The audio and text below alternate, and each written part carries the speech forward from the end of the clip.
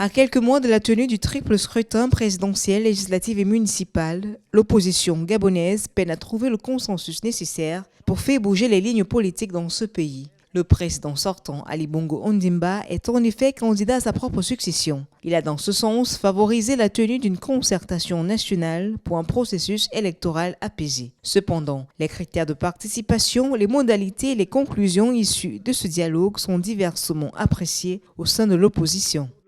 Nous avons participé effectivement à cette concertation qui s'est passée dans de bonnes conditions. Dans de bonnes conditions parce que nous avons pu, chacun de nous, faire des propositions de modification soit du code électoral, soit de la loi, soit de la Constitution. Et je trouve dommage que nous ne puissions pas suffisamment dire à quel point les mesures, du moins les propositions que nous avons fait passer, seront bénéfiques pour l'opposition. Je pense que le temps nous donnera raison. Sans y avoir pris part, si les résultats de la concertation avaient été des avancées, je l'aurais, comme à mon habitude, j'aurais clairement exprimé ma satisfaction.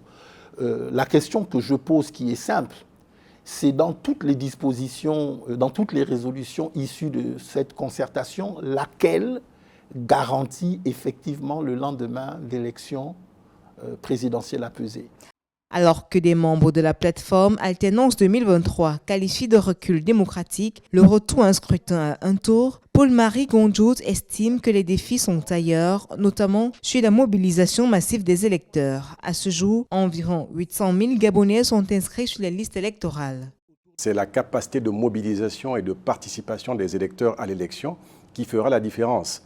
Donc quand on nous emmène, on nous dit « oui, vous avez trahi, vous avez changé les choses en passant à une élection à un tour », pour moi, je dis que c'est un faux débat. Au Gabon, nous avons à peu près 800 et quelques mille personnes inscrites sur les listes électorales. 350 000 personnes ont voté en 2016. Donc vous voyez qu'il y a un gap de 450 000 personnes qui n'ont pas voté.